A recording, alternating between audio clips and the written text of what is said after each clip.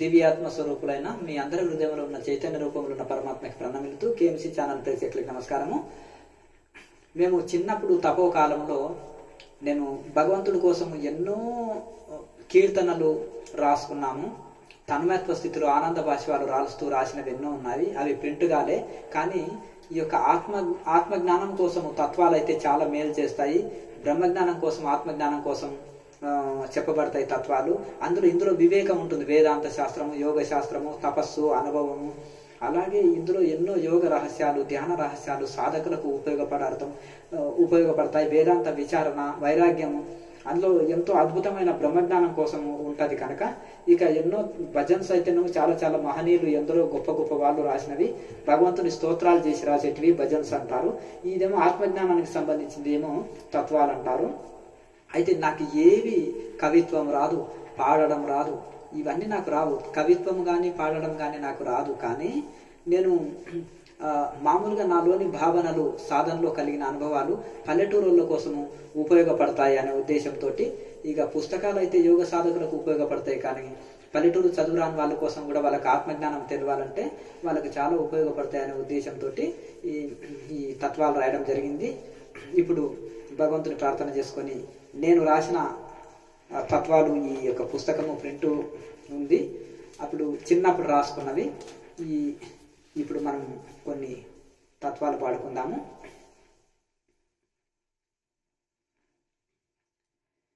శివుని చరణంబుల్ శిరముపై ధరింతు, శివుని క్షణమైన నేను విడువకుందున్, శివలీలెప్పుడు గానము చేతును, శివనామము ముక్తికై శ్వాసలు చేతున్.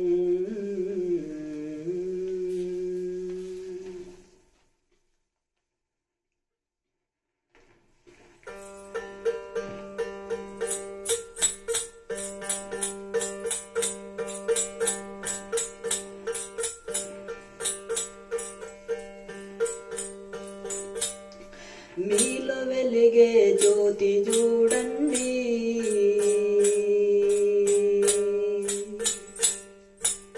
ఓ జ్ఞానులారా,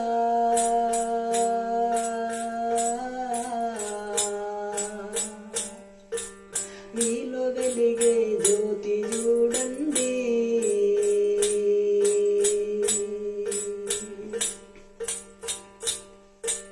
మేటిగా త్రికూటములో జ్ఞాన జ్యోతి వెలుగుచున్నది, మేటిగా త్రికూటములో జ్ఞాన జ్యోతి వెలుగుచున్నది.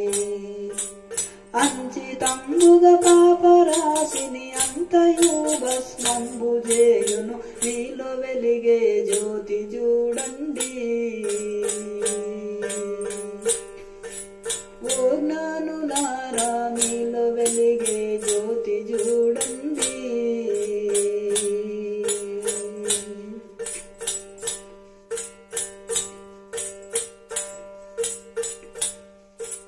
మూడు లోకములకు ఆధారం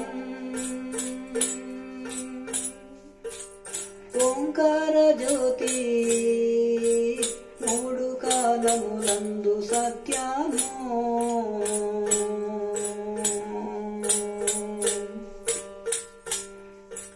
త్రిమూర్తులకు ముక్కోటి సురులకు ఆత్మరూపమై ఉన్నది. జ్యోతియే బ్రహ్మాండమంతయు నిండి వెలుగు నిచ్చుచున్నది, మీలో వెలిగే జ్యోతి చూడండి, ఓ జ్ఞానులారా,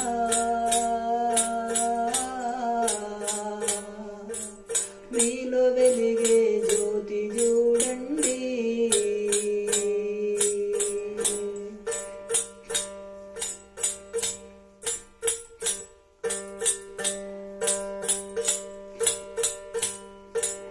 మూలాధారము నొక్కి పట్టితే, ఓ జ్ఞానులారా,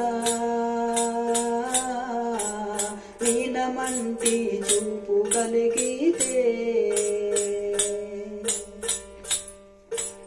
ప్రాణాపానము సమము చేసిన ప్రణవనాదము పుట్టుకొచ్చును, ప్రాణాపాన ప్రాణాపానము సమము చేసిన ప్రణవనాదము పుట్టుకొచ్చును.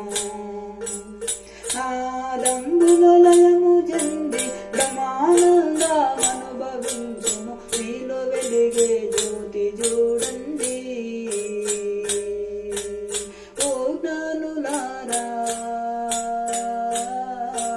మీలో వెలిగే జ్యోతి చూడండి.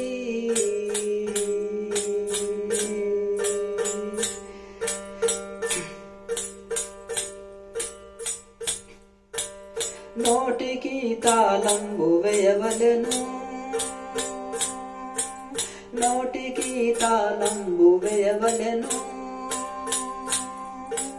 నాల్కను మలిపి కొండ నాల్క బిలము ముయవలెను, నాల్కను మలిపి కొండ నాల్క బిలము ముయవలెను.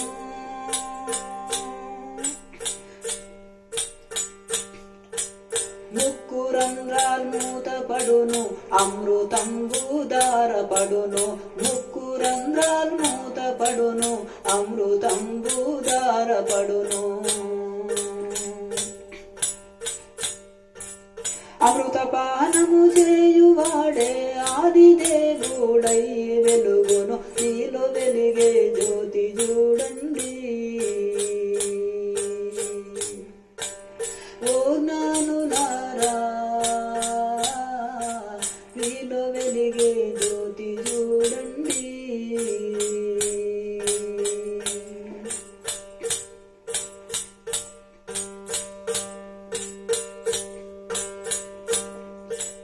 ఆరు శత్రులాతము చేయవలెను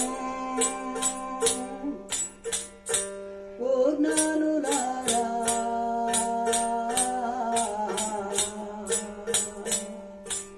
ఆరు శత్రులాతము చేయవలెను ఓ జ్ఞానులారా.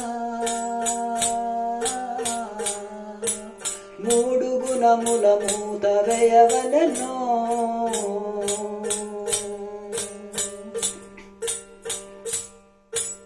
పంచరంగులు నీలో చూడు పరగసాధురుని కృపచే, పంచరంగులు నీలో చూడు పరగసాధురుని కృపచే. పంచ పంచ ప్రపంచ సృష్టి 14 భువనాలు నీలో గలవు. మీలో వెలిగే జ్యోతి చూడండి ఓ జ్ఞానులారా, మీలో వెలిగే జ్యోతి చూడండి.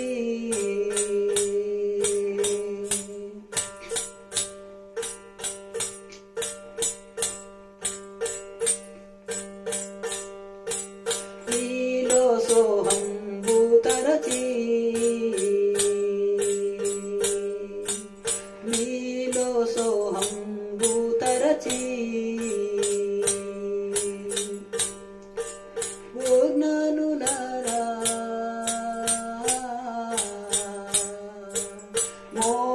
మోహంబులెల్లా అనచి, మోహంబులెల్లా విడచి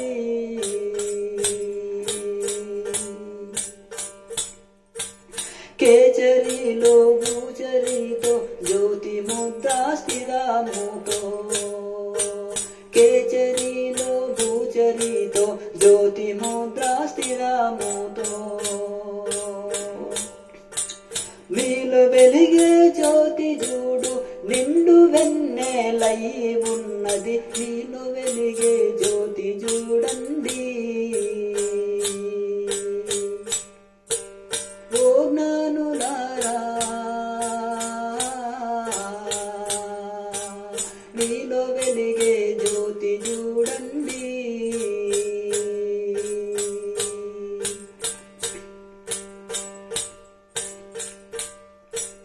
జ్యోతి లోపల శూన్యమున్నది ఓ జ్ఞానులారా,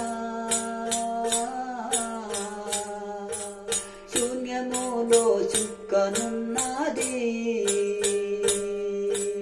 జ్యోతి లోపల శూన్యమున్నది. ఓ జ్ఞానులారా శూన్యములో చుక్క ఉన్నది.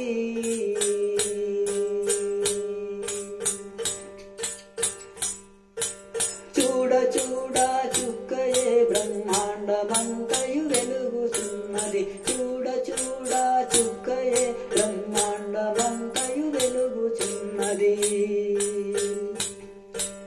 అది ఏ బ్రహ్మాండ జీవులకు ఆత్మజ్యోతి వెలుగుతున్నది. నీలో వెలిగే జ్యోతి చూడండి. ఓ జ్ఞానులారా మీలో వెలిగే జ్యోతి చూడండి.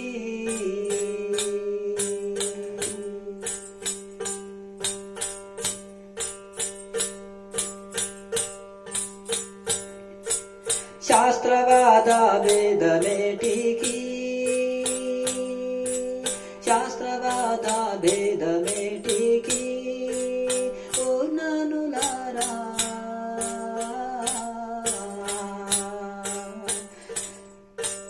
సమ్మతము కాని కుల మత గోత్రంబులేటికి.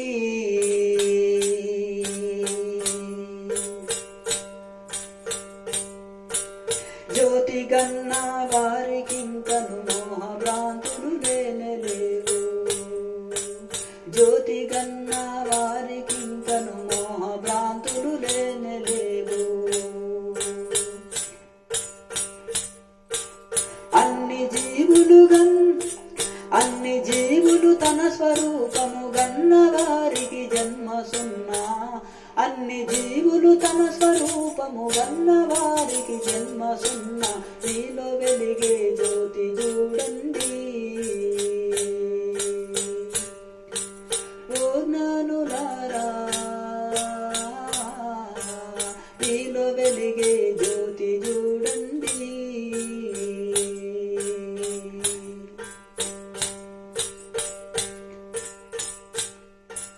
సద్గురుని కృపతో గోవింద పల్లె జ్ఞానానందుని అనుభవామిది. సద్గురుని కృపతో గోవింద పల్లె జ్ఞానానందుని అనుభవామిది.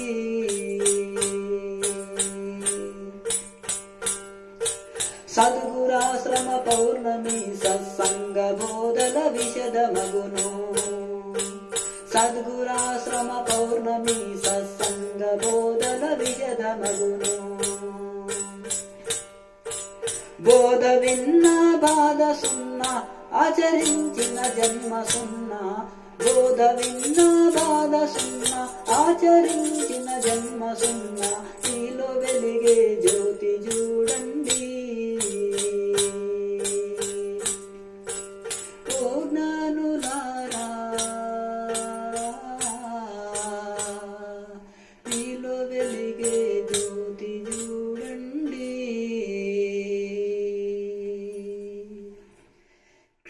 ఇప్పుడు ఈ తత్వాన్ని మేము మా చిన్నప్పుడు రాసింది క్రియాయోగము మా గురుదేవులైన అవధూతగిరి మహారాజు హిమాలయంలో వారు చెప్పిన సాధన చెప్పిన తర్వాత, నాయన 3 సంవత్సరాలు నువ్వు తపస్సు చేసి రావాలి, మౌనం ఉండాలి, ఎవరితో కలవద్దు, ఆకులు పూలేదిని ఉండాలి అని వారు విధించిన తర్వాత, మళ్ళీ ఒకసారి గురువు గారిని కలిసిన తర్వాత మళ్ళీ విధించారు, మళ్ళీ ఒక 3 సంవత్సరాలని. వారితో అనుభవాలు పంచుకున్న తర్వాత అప్పుడు నాలో వచ్చిన భావనలు, చిన్నప్పుడు ఏదో ఒక పెన్ను పేపరు ఒక నోట్బుక్ ఎప్పుడు నా బ్యాగులో ఉండేది హిమాలయాల్లో తిరుగుతున్నప్పుడు. ఎందుకంటే మలయాళ స్వాముల వారు కూడా ఒక బ్యాగు పెన్ను పెట్టుకొని తిరిగేదంట హిమాలయ యాత్రలో, ఆ కాలంలో 100 సంవత్సరాల కిందని. అయితే అది ఎందుకంటే ముఖ్యమైన పాయింట్స్ నోట్స్ చేసుకోవడానికి ఉంటుందని నాలో వచ్చిన భావనలు రాసుకున్నవి అవి. ఇదంతా క్రియాయోగం అంతా ఇందులో వచ్చేసింది. ఇక్కడ దీన్ని అర్థం ఏంటంటే, మీలో వెలిగే జ్యోతి చూడండి, ఓ జ్ఞానులారా మీలో వెలిగే జ్యోతి చూడండి అంటే, ఇక్కడ మేటిగా త్రికూటములో జ్ఞానజ్యోతి వెలుగుచున్నది. మేటిగా త్రికూటము ఆగ్నేయ చక్రము, త్రికూటము, త్రివేణి సంగమం. ఇక్కడ ఈ త్రికూటంలో ఈ యొక్క త్రికూటం అంటే ఆగ్నేయ చక్రములో ఇక్కడ గొప్పనైన ఆత్మజ్యోతి వెలుగుచున్నది. ఆ ఆత్మజ్యోతిని దర్శింపజేసిన వాళ్ళకి అంచితంబుగా పాపరాశిని అంతయు భస్మంబు చేయును, కోటాను కోట్ల జన్మల నుంచి వచ్చిన పాపరాశిని అంతా భస్మం చేయును అంటున్నారు. ఇక్కడ ఏదో తటాలున్న జన్మలో ఇట్లా వచ్చిపోయిందండి ధ్యానంలో, మళ్ళీ జన్మలో రాలేదని ఊహాజ్ఞానాలకు తావు లేదండి. ఇక్కడ ఇది ఉపనిషత్తు ప్రకారంగా, యోగ శాస్త్రాల ప్రకారంగా, పతంజలి శాస్త్ర ప్రకారంగా, క్రియాయోగ ప్రకారంగా ఇది ఒకసారి వచ్చిన జ్యోతిని ప్రతిరోజు యోగి దర్శనం చేసుకోగలుగుతాడు.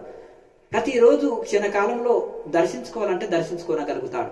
ఇది అంత ప్రాక్టికల్ సైన్స్. ఇది ఈ ఊహాగానాలకు తావు లేదనమాట.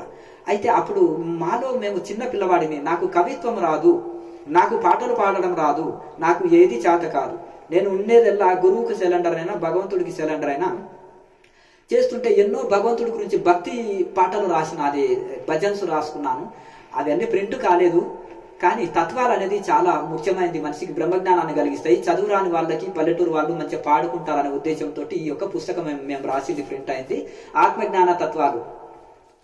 అయితే ఇందులో ఇది అనేక జన్మల నుంచి వచ్చిన పాపరాశిని తొలగించేస్తుంది ఈ ఆత్మజ్యోతి దర్శనము అనేది ఇందులో చెప్పడం జరిగింది. కొంతమంది, ఎంతో మంది మహనీయులు తత్వాలు రాశారు, కానీ మరుగు పెట్టి రాస్తారు, ఇంత ఓపెన్ గా రాయారు. ఇంకా కొన్ని ఇందులో ఏ ఏ సాధన చేస్తే ఏ ఏ ముద్రలో ఏ ఫలితం పొందుతుంది అనేది కూడా ఇంత క్రియాయోగం చేసేటోళ్ళకి ఇది అవగాహన కలుగుతుంది. ఇంకోటి, ఎన్ని శాస్త్రాలు చదివినా మనకు స్వయం అనుభవం లేకపోతే డౌట్లు క్లియర్ కాదు.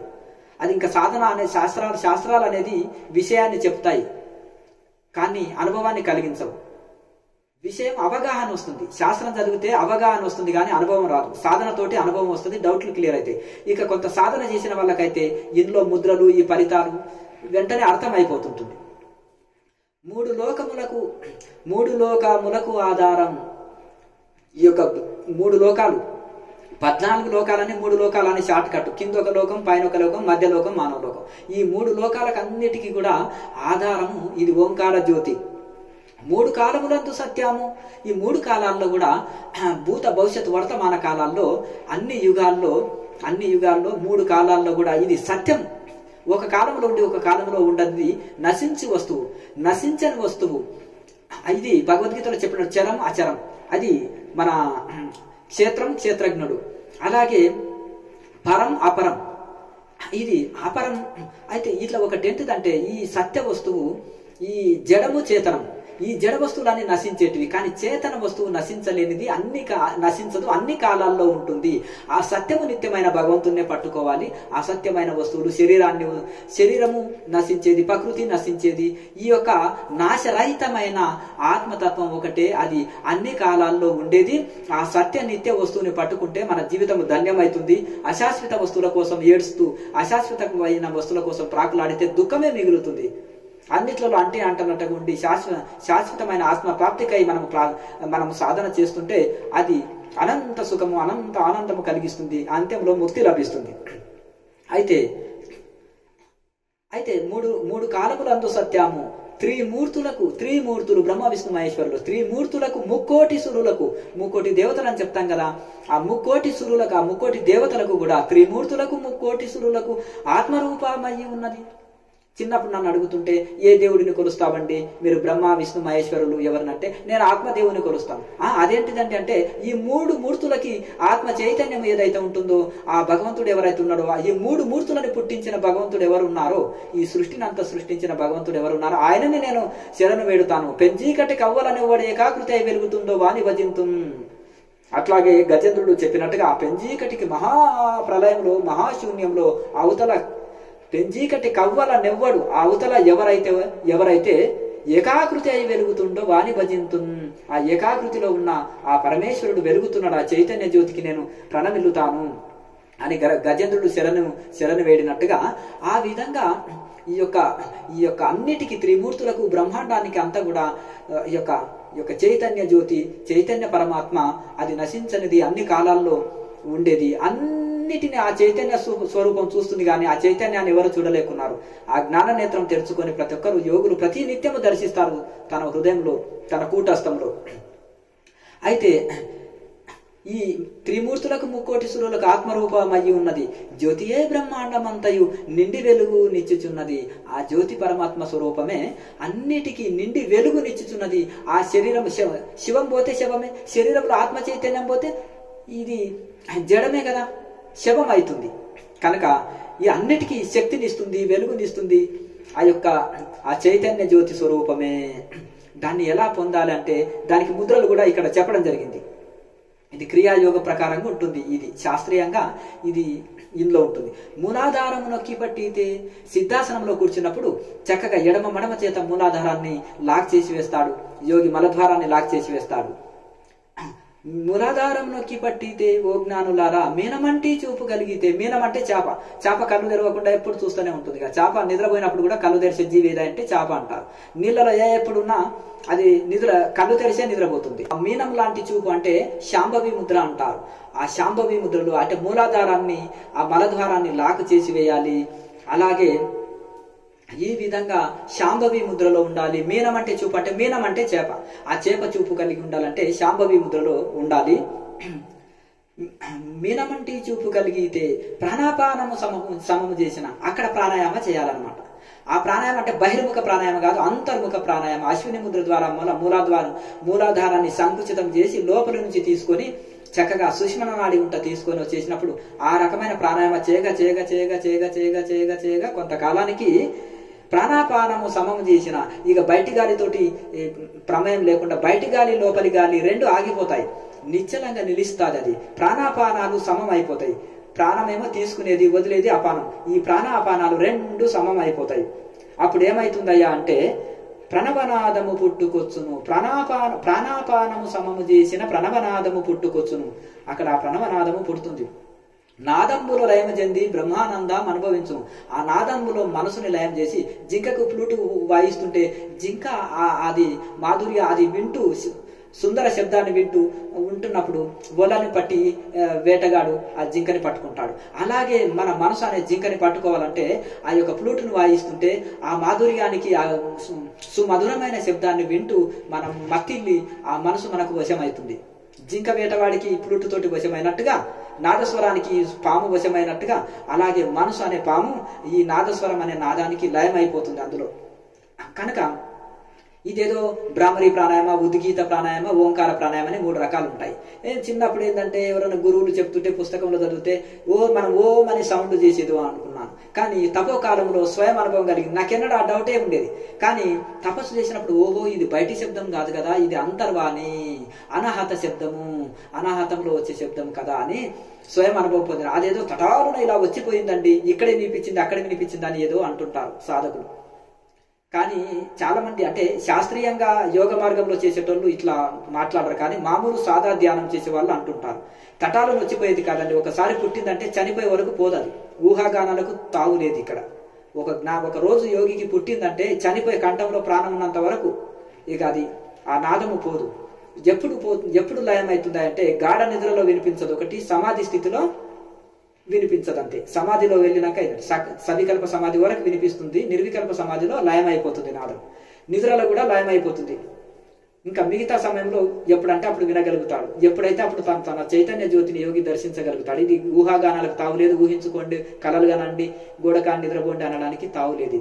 ఇది శాస్త్రీయమైన ప్రమాణము. ఇది యోగ శాస్త్రంలో సారం, ఉపనిషత్తు సారం, యోగ శాస్త్రంలో సారం, క్రియాయోగ సారం. అయితే ఇక్కడ ఇంకా ఆ నాదములో లయమై బ్రహ్మానందం అనుభవించాలి. బ్రహ్మానందము బాహ్యానందం కాదు. చెవులతో విని సంగీతం, కొంతమంది సంగీత ధ్యానం చేస్తూ ఎంజాయ్ చేస్తూ నిద్రలోకి వెళ్ళిపోతారు. చిన్నపిల్లవాడికి జోలపాట పాడుతుంటే నిద్రలోకి వెళ్ళిపోయినట్టు ఆ మ్యూజిక్ పెట్టుకొని ధ్యానం చేస్తుంటే హాయిగా ఉంటుంది. కొద్ది కాసేపు ఏసీ పెట్టుకొని కూర్చున్న వరకు ఏమవుతుంది, గాఢ నిద్రలోకి వెళ్ళిపోతాం. చిన్నపిల్లవాడికి జోలపాట పాడినట్టు. ఒక 10-20 సంవత్సరాలు ధ్యానం చేసేటోళ్ళకు మ్యూజిక్ అవసరం లేదు. కొత్త వాడికి ఏదైనా పెట్టుకున్నారు. 1 సంవత్సరం 2 ఏళ్ళు అంతే. ప్లే స్కూల్లో ఎంతకాలం ఉంటాం? ప్లే స్కూల్ చదువు కాదు, అది ఆటలే ఉంటాయి ప్లే స్కూల్లో. ఇట్లా ఇంద్రియాలను తృప్తిపరచడమే ఉంటాడు. కళ్ళతో చూడడం, వినేది, ఇవన్నీ ఇంద్రియాలను తృప్తిపరిచేటివే ఉంటాయి. కనుక ఆ యొక్క యోగికి ఆ యొక్క లోపలి నాదంలో బ్రహ్మానందం అనుభవించి ప్రపంచాన్ని అంతా మర్చిపోయి ఉంటాడు. ఈ ప్రపంచ దేహ స్మృతి లేకుండా పరమాత్మలో ఆనందం పొందుతుంటాడు. శబ్ద బ్రహ్మము ఓంకారం అంటారు. ఆ శబ్ద బ్రహ్మ ఆధారంగా పరబ్రహ్మని దర్శించాలని ఉపనిషత్తులు చెప్తున్నాయి. కనుక మళ్ళీ ఇంకా చెప్తున్నారు, ఆ సాధన రహస్యాలు ఇంకా చెప్తున్నారు. నోటికి తాళంబు వేయవలెను. ఈ నోటికి పెదవులు మూస్తే తాళం వేసినట్టే. నోటికి లాక్ చేయి అంటారు చిన్నపిల్లల్ని స్కూల్లో. లాక్ చేయి, నోరు లాక్ చేయి అంటారు. తాళం వేయి అంటే నోటికి ఇట్లా మూసుకుంటారు. ఇట్లా తాళం వేయనక్కర్లేదు, పెదవులు మూస్తే లాక్ పడతాయి. పెదవులు ఓపెన్ చేస్తే లాక్ ఓపెన్. పెదవుల్ని చక్కగా మూసి ఉంచాలి. అలాగే నాలుకను మలిపి, లోపలి నాలుకని మలిపి కొండ నాలుక వెనికి భాగంలో ఈ ముక్కు రంధ్రాలు బయట ఉన్నాయిగా, అవి లోపలి రంధ్రాలు ఉంటాయి. ఈ నాలుకతోటి ఆ లోపలి రంధ్రాలని లాక్ వేసినప్పుడు అప్పుడు జల జల జల జల అమృతము సహస్రారం నుంచి కంఠంలోకి జారుతుంది.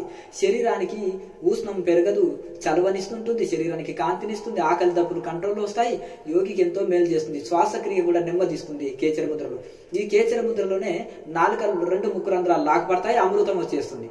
కనుక ఇక్కడ కేచర ముద్ర గురించి చెప్పడం జరిగింది. అలాగే ముక్కు రంధ్రాలు మూతపడును, అమృతంబు దారపడును. ముక్కు రంధ్రాలు నాలుకతోటి లాక్ పడినప్పుడు అప్పుడు అమృతం సహజంగానే ధారధారగా వచ్చేస్తుంది. అమృతపానము చేయువాడే ఆదిదేవుడయి వెలుగును. ఆ అమృతపానం తాగువాడే ఆదిదేవుడు, అంటే శివుడితో సమానుడు. ఆదిదేవుడు మొదటి దేవుడు గనక ఆదిదేవుడు ఆ యొక్క శివస్వరూపం పొందుతారని అర్థం. ఇంకా చెబుతూ ఇక్కడ 6 శత్రువుల హతము చేయవలెను. కామక్రోధ లోభ మోహ మద మత్సర్యములు అనేది, ఈ 6 శత్రువులు అనేది మనిషికి చాలా మనకు ఈ సంసారంలో పడవేస్తాయి, బంధంలో పడవేస్తాయి. కనుక ఈ 6 శత్రువులని హతం చేయాలి, జ్ఞానమైన ఖడ్గంతో నరికి వేసేయాలి. తర్వాత ఓ జ్ఞానులారా 3 గుణముల మూత వేయవలెను. 3 గుణాలని కూడా లాక్ చేసి వేసేయాలి. తమో గుణం, రజోగుణం, సత్వగుణం లేకుండా చేసుకోవాలి. అప్పుడు ఎప్పుడు సాధ్యమవుతుందంటే ఈ ప్రాణాన్ని పట్టుకుంటే అన్ని పట్టుకుంటాం, మనసును పట్టుకుంటాం. మనసు వశమైతే మనయవ మనిషానం కారణం బంధ మోక్షయోహో. మనసే సంసారంలో బంధిస్తుంది. ఇది మలిన మనసు. శుద్ధ మనసే ముక్తిని ప్రసాదిస్తుంది. కనుక మనసు శుద్ధమైనప్పుడు, శ్వాసే మనసు, మనసే శ్వాస, శ్వాసతోటి మనసును ఆధీనం చేసుకుంటే మనసు శుద్ధమైనప్పుడు 3 గుణాలు వెళ్ళిపోతాయి, ఆ బంధంలో ఉండవు. అందుకని ఆ 3 గుణాలు వెళ్ళిపోయినప్పుడు మూత వేయాలి. అది ఎప్పుడంటే శ్వాస ద్వారా మనసును ఆధీనంలో చేసుకుంటే 3 గుణాలు కూడా మూత పడిపోతాయి. అప్పుడు చక్కగా ప్రాణం స్థిరమైనప్పుడు, ప్రాణం ఇటట్టు కదలకుండా స్థిరమైనప్పుడు పంచరంగులు నీలో చూడు పరగ సద్గురు నీ కృపచే. ఆ యొక్క సద్గురు మహారాజు కృపచే ఈ పంచరంగులతో వెళ్ళిన పంచరంగుల చిలకాన్ని కూడా కొన్ని తత్వాలు వర్ణిస్తారు. ఆ పంచరంగులతో కూడుకున్న ఒక చక్కగా అద్భుతమైన కలర్స్ తో కూడిన పంచరంగులతోటి అద్భుతమైన జ్యోతిని దర్శనం చేసుకుంటారు. అదే సప్తవర్ణాలు అవుతాయి. అదే ఇంకా రకరకాల వర్ణాలు రంగులు పెరుగుతూ పోతుంటాయి. 5 రంగులు, 7 రంగులు, 9 రంగులు, ఇట్లా ఇంకా పెరుగుతూ పోయి ఆ యొక్క పంచరంగులు దర్శించి తన్మయత్వం చెందుతాడు సాధకుడు. పంచ ప్రాపంచ సృష్టి 14 భువనాలు నీలో గలవు. ఆ 5 ఉంది కదా, 5 రంగులు, 5కు 5 గడిపితే ఎంత? దృక్కు దృశ్య దర్శనం కదా. ఈ పంచరంగులు కూడా కనిపించేటిది కదా. మరి ఏ దృశ్యం తది నశ్యం, ఏది కనిపిస్తుందో అది నశించేది, కనిపించదే సత్యం. ఈ కనిపించేదాని ఆధారంగా కనిపించని దాన్ని తెలుసుకోవాలి. టార్చ్ లైట్ ఆధారంగా తోవ తెలుసుకోవాలి. పడవ ద్వారా నదిని దాటాలి. అలాగే మనము ఈ యొక్క వీటిని 5 రంగులు అంటారు కదా, 5 ఇంటూ 5 ఇవే పంచభూతాలకు ప్రతీకలు. 5 రంగులు అంటే పంచభూతాలు అనమాట. ఈ పంచభూతాలు అంటే 5 ఇంటూ 5 చేస్తే 25 తత్వాలు. ఈ 25 తత్వాలని దాటుకుంటే ఈ పంచ ప్రాపంచ సృష్టి 14 భువనాలు నీలో గలవు. ఈ యొక్క ప్రపంచ సృష్టి అంతా కూడా ఈ శరీరంలోనే ఉంది. ఈ బ్రహ్మాండంలో ఎన్ని వింతలు ఉన్నావో పిండాండంలో అన్ని వింతలు ఉన్నాయండి. 14 లోకాలు ఉన్నాయి, 7 సముద్రాలు ఉన్నాయి, బ్రహ్మాండాలు అన్ని కూడా ఉన్నాయి. దేవి దేవతలు కూడా ఒక్కొక్క ఇంద్రియానికి ఒక దేవత అధిష్టాన దేవతలు ఉన్నాయి. ఈ 3 కోటి రోమాలు ఉంటాయి శరీరంలో. 3 కోట్ల రోమాలే 3 కోట్ల దేవతలు అనమాట. ఇక్కడ ఇక శరీరంలో లేదు, ఏం లేదు.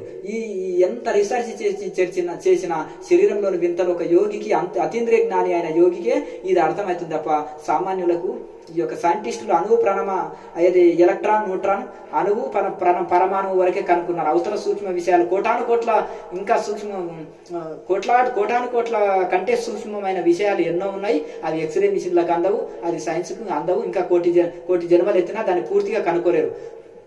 ఐన్స్టీన్ గారు అన్నారు, సైన్స్ ద్వారా ఎంత కనుక్కున్నా గానీ అసంపూర్ణమే. ఎలక్ట్రాన్, న్యూట్రాన్ వరకే కనుక్కుంటాం. అవతల ఉండే కోటాను కోట్ల సూక్ష్మమైన విషయాల్ని అతీంద్రియ అయిన జ్ఞానులు, తత్వవేత్తలు తెలుసుకుంటారు తపస్సు ద్వారా. అది సైన్స్ కు అందదని చెప్పారు. మరి సైన్స్ వాళ్ళే ఒప్పుకున్నారు. కనుక ఇక్కడ ఆ విషయాల్ని ఒక ఋషులకు అర్థమవుతుంది. కనుక ఈ యొక్క ప్రపంచ సృష్టి అంతా నీలో ఉంది, 14 లోకాలు కూడా నీలో ఉంది, నీకు అవగాహన కలుగుతుంది అని ఇక్కడ చెప్పడం జరిగింది. అలాగే మీలో సోహంబు తరిసి, సోహం అంటే ఇక్కడ శ్వాసక్రియ, సోహం ఈ శ్వాసక్రియనే సోహం అజప గాయత్రి అంటారు. దీన్నే సో అని తీసుకుని హం అని వదిలే శ్వాసక్రియనే సోహం క్రియ అంటారు. ఈ సోహం అనేది సోహంలో ప్రాణాయామ క్రియ. ఈ ప్రాణాయామ క్రియని చేయడం వలన ఈ శ్వాస ఆధీనంలోకి వచ్చి మనసు ఆధీనంలోకి వచ్చినప్పుడు, అప్పుడు 3 గుణాల ఆధీనంలోకి వచ్చినప్పుడు మోహంబులెల్లా అనిచి, మీలో సోహంబు తరిచి ఓ జ్ఞానులారా మోహంబులెల్లా విడిచి, అప్పుడు మోహం ఆటోమేటిక్ గా వెళ్ళిపోతుంది. కేచరిలో భూచరితో, ఈ కేచరి ముద్ర చెప్పుకున్నాం. ఇప్పుడు నాలుకని ఫోల్డ్ చేసి కొండ నాలుక వెనుక భాగంలో ముక్కు రంధ్రాన్ని లాక్ చేసి వేసి ఉంటాం. పూర్తిగా లాక్ పడిపోతాయి. కేచరిలో భూచరితో, ఆ కేచరి ముద్ర వేసిన తర్వాత భూచరి అంటే దృష్టిని ఇటట్టు చెదరనీయకుండా నిశ్చలంగా భ్రూ మధ్యంలో నిలుపుకోవడం భూచరి అంటారు. జ్యోతి ముద్ర స్థిరముతో, ఈ కేచరి భూచరి 2 ముద్రలు వేసిన తర్వాత జ్యోతి ముద్ర వేయాలి. క్రియాయోగంలో చెప్పింది అదే. షణ్ముఖి ముద్ర, నవముఖి ముద్ర, జ్యోతి ముద్ర అంటారు. అది వేసినప్పుడు నవరంధ్రాలని లాక్ చేసి వేస్తాం. ఆ నవరంధ్రాలు కూడా ఇక్కడ లాక్ చేయాలి. అప్పుడు మీలో వెలిగే జ్యోతి చూడు నిండు వెన్నెలయ్యి ఉన్నది.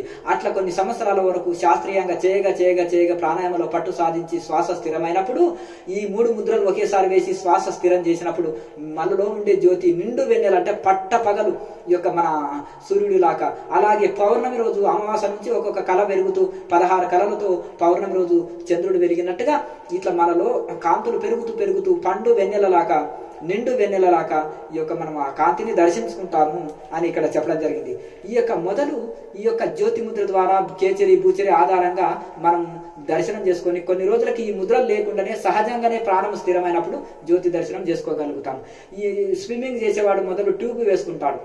ఈదేవాడు మొదలు ట్యూబ్ వేసుకొని నేర్చుకొని స్విమ్మింగ్ పూల్లో, తర్వాత ట్యూబ్ లేకుండా ఈదగలుగుతాడు. కనుక ఈ కేచరి భూచరి షణ్ముఖి ముద్రతోటి జ్యోతి ముద్రతోటి ఆధారంగా ప్రాణాన్ని వశం చేసుకుని జ్యోతి దర్శనం పొంది తర్వాత ఈ ముద్రలు లేకుండా కూడా జ్యోతి దర్శనం పొందే ఆ యొక్క శక్తిని ఈ సాధకుడు పొందుతాడు.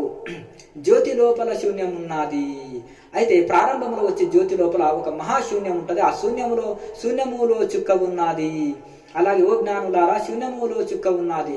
ఆ చుక్క ఒక డాట్ వంటి చుక్క, తెల్లని చుక్క ఉండి ఆ చుక్కని ఏం చేస్తుందంటే ఈ బ్రహ్మాండం అంతా నిండిపోతుంది.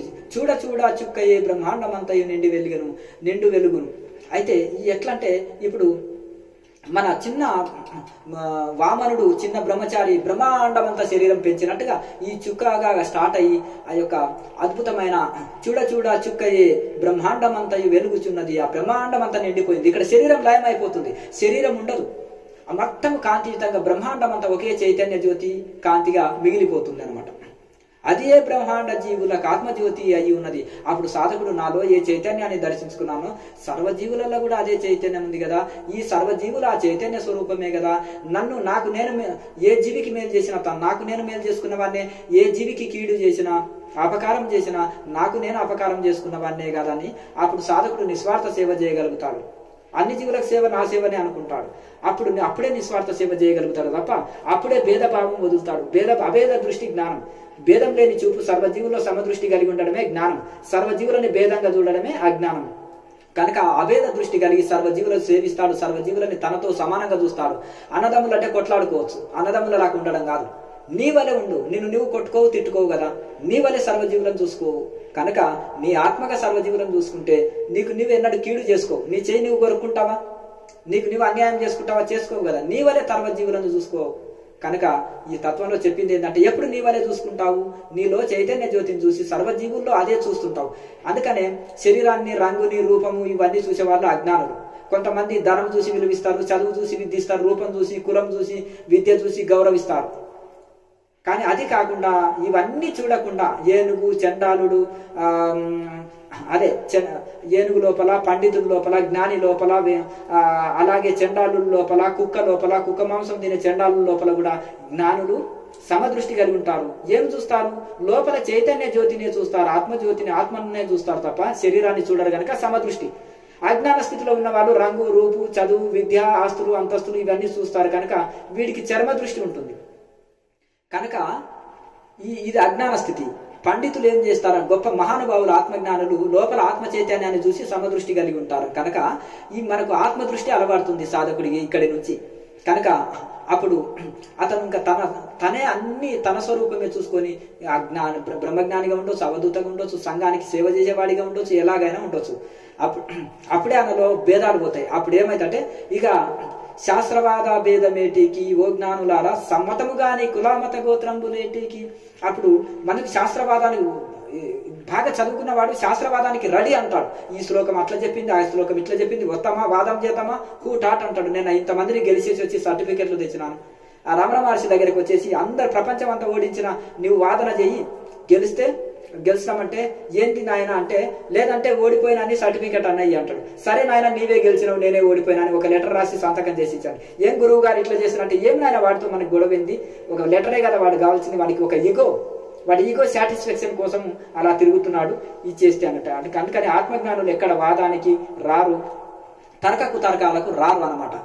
ఇక ఈ శాస్త్రవాద భేదమేటికి ఇవన్నీ కూడా అజ్ఞాన స్థితిలో, సమ్మతము గాని కులమత గోత్రంబులేటికి ఇవి అజ్ఞాన స్థితి అనమాట. ఈ యొక్క ఆత్మజ్ఞానికి ఇవన్నీ ఉండవు అనమాట. అజ్ఞాన స్థితిలో ఇవన్నీ లోపల ఉండే చైతన్య జ్యోతిని దర్శించుకోనందువలన మీలో ఈ యొక్క శాస్త్రవాదనం ఉంది.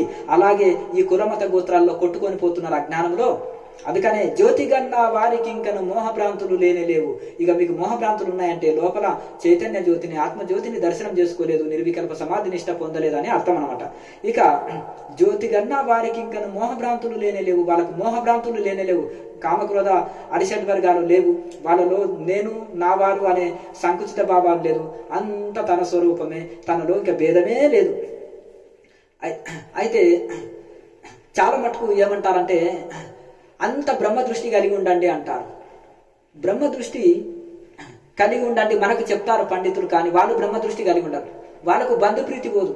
ఒక ఆయన పీఠాధిపతి ఉన్నాడు అనుకోండి, తన వంశీలోనే పీఠాధిపతిని చేసుకోవాలనుకుంటాడు, అన్ని శాస్త్రాలు చదువుంటాడు, ఆ మోహం పోదు.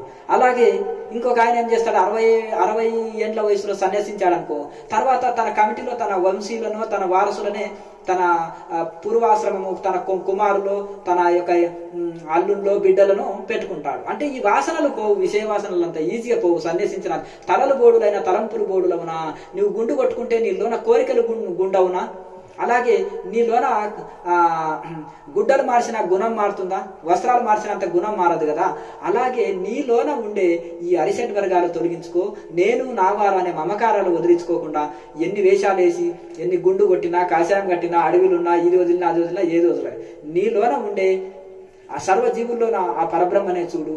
తను మనం అప్పుడే వదిలిపెడతా. అప్పుడు కులమతాల పిచ్చి నీకుండదు, అలాగే ఈ శాస్త్రవాదాల పిచ్చి ఉండదు, ఇంకా ఏ గొడవ ఉండదు. అలాగే ఇంకొకటి, జ్యోతి గన్న వారికి ఇంకను మోహభ్రాంతులు లేవు. అన్ని జీవులు తన స్వరూపము గన్నవారికి జన్మసున్నా. ఎవరైతే అన్ని జీవులు నా స్వరూపమే, అన్నిట్లో నేనున్నాను, నాలో అన్ని ఉన్నాయి అని ఆ చూపు చూసే వారికి, ఆ దృష్టి కలిగిన వారికి ఇంకా జన్మసున్నా అంటే పుట్టడం చావడం లేదు, జన్మ రాహిత్యము, మోక్షం లభిస్తుంది. ఇక సద్గురుని కృపతో ఆ సద్గురు మహారాజు, నా గురువుల దయ, అవధూతగిరి మహారాజు హిమాలయంలో ఉండే ఆ గురువులు నిరాహార యోగులు, 150 సంవత్సరాల వయసు, ఒక యోగి ఆత్మకథలోని ప్రణవానంద స్వామి శరీరం, 2 శరీరాల సాధువు శిష్యుడు ఆ యొక్క అవధూతగిరి మహారాజు. అంటే ఇక్కడ సద్గురుని కృప చేత గోవిందపల్లెలో ఆశ్రమం కట్టుకొని ఉన్న ఈ జ్ఞానానంద స్వామి అనే ఈయనకి ఆ సద్గురుని కృపచే ఈ అనుభవం పొందినాడు అని ఇక్కడ ఈ తత్వంలో చెప్పడం జరిగింది. సద్గురు ఆశ్రమ పౌర్ణమి సంఘ బోధల విశదమగును. ఈ యొక్క ఇదంతా ఈ ఆత్మజ్ఞానంకు సంబంధించిన చర్చ ఎప్పుడు జరుగుతుందయ్యా ఈ ఆశ్రమంలో అంటే పౌర్ణమి రోజుల్లో జరుగుతుంది అనమాట. ప్రతి పౌర్ణానికి ఆత్మ ఏది, అనాత్మ ఏది, ప్రకృతి ఏది, పరమాత్మ ఏది, మనలో జ్యోతి ముద్ర ఎట్లేయాలి, మహాముద్ర ఎట్లేయాలి, ప్రాణాన్ని ఎట్లా వశంలో తెచ్చుకోవాలి, ఎట్లా మనలో చైతన్య జ్యోతిని దర్శించుకోవాలి, నిర్వికల్ప సమాధి నిష్ట ఎట్లా పొందాలి, మనం బ్రహ్మజ్ఞానం ఎట్లా పొందాలి, బ్రహ్మజ్ఞానులుగా తయారయ్యి మోక్షం ఎట్లా పొందాలి, వస్త్రాలు ఇచ్చినా చిరిగిపోతాయి, అన్నం పెట్టినా మళ్ళీ కావాలి, రోగం వచ్చినా తగ్గించినా మళ్ళీ హాస్పిటల్ కట్టి రోగం వచ్చేసినా మళ్ళీ రోగాలు వస్తూనే ఉంటాయి. గృహస్థులు స్కూళ్ళు కాలేజీలు హాస్పిటల్ కట్టుకోవాలి, సన్యాసులు కాదు ఇది కట్టేది. ఇప్పుడు సన్యాసులు స్కూళ్ళు కాలేజీలు బాగా కడుతున్నారు. కర్ణాటక పోతే సాధువుల పేరు విన్నే స్కూళ్ళు కాలేజీలు అన్ని, ఇంకా వేరే పేరు విన్నే ఉండవు. ఎందుకంటే డబ్బుల కోసం వీళ్ళ పేరు మీద ఎవరో వ్యాపారం చేస్తారు. సన్యాసి చేసేది బ్రహ్మ విద్య. సంసారాలు డెవలప్ చేయలేరు కదా బ్రహ్మ విద్యని, ఆత్మ విద్యని. మరి కనుక ఈ సన్యాసులు బ్రహ్మ విద్యని అభివృద్ధి చేయాలి. సంసారంలో చేస్తే స్కూళ్ళు కాలేజీలు హాస్పిటల్ కడతానే ఉన్నారు. వాళ్ళు వాళ్ళ జీవనోపాధికి వాళ్ళు ఏదో చేసుకుంటున్నారు. మరి సన్యాసులను కూడా అవే కట్టుకుంటా పోతే ఎట్లా? బ్రహ్మ విద్య పాఠశాలలు, వేదాంత పాఠశాలలు, యోగ పాఠశాలలు అది ఉచితంగా వ్యాపారం కోసం కాదు. ఇప్పుడు యోగంలో కానీ వేదాంతంలో కానీ ఉండే లాభం ఎండ్ల లేదండి. ఇవి కట్టుకుంటే బాగుంటుంది. ఇక ఈ హాస్పిటల్ల కంటే ఇదే ఆదాయం బాగా ఉంది ఇప్పుడు. కనుక ఇది వ్యాపారం చేయడానికే కాదు, ఇది ఋషుల విద్య, బ్రహ్మ విద్య, ఇది అందరికీ ఉచితంగా అందియాలన్నమాట. కనుక ఇక్కడ పౌర్ణమి రోజుల్లో ఆత్మజ్ఞానం గురించి చర్చ జరుగుతుంది, ఆత్మజ్ఞానం గురించి శిక్షణలు జరుగుతుంటాయి. సన్యాసి బ్రహ్మ విద్య డెవలప్ చేయాలి కనుక ఇక్కడ ఇందులో ఆ శిక్షణలు ఉచితంగా అందరికి అందించబడతాయి. ఆ సత్సంగంలో అన్ని వీటి గురించి అవగాహన వస్తుంది అని ఇక్కడ ఈ తత్వంలో చెప్పడం జరిగింది. అలాగే బోధ విన్నా బాధ సున్నా, ఆచరించిన జన్మ సున్నా.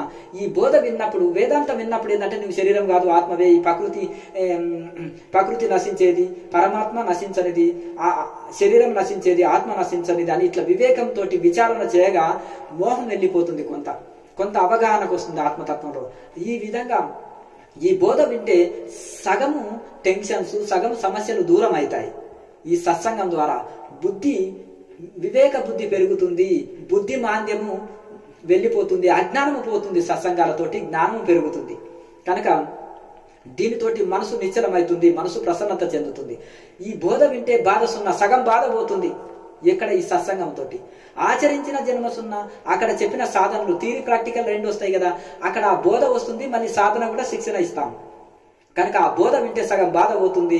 అలాగే ఆ సాధనలు ఏవైతే చెప్తామో ఆ సాధనలనేమో ఆచరిస్తే జన్మ సున్నా, వాళ్ళ జన్మ సున్నా, ఇక జన్మరాహిత్యము మోక్షం లభిస్తుంది అనమాట. ఇట్లా ఈ విధంగా మేము చిన్నప్పుడు ఎప్పుడు రాసుకున్న ఈ తత్వాల్ని ఈ విధంగా మనం చెప్పుకుంటున్నాము. నాకు సంగీతం రాదు, పాడడం రాదు, సంగీతంలో ప్రావీణ్యం లేదు, కవిత్వం రాయడంలో ప్రావీణ్యం లేదు, నేను పాడలేను పాటలు. ఒకటి ఏదో నేను చిన్నప్పుడు అవి ఎన్నో భగవంతుడి గురించి భజనలు, సంకీర్తనలు ఇవన్నీ రాసుకున్నా. మా తండ్రి గారు చదువు రాదు, కానీ ఆయన అన్ని సంకీర్తనలు వచ్చు, అన్ని తత్వాలు వచ్చు ఆయనకి.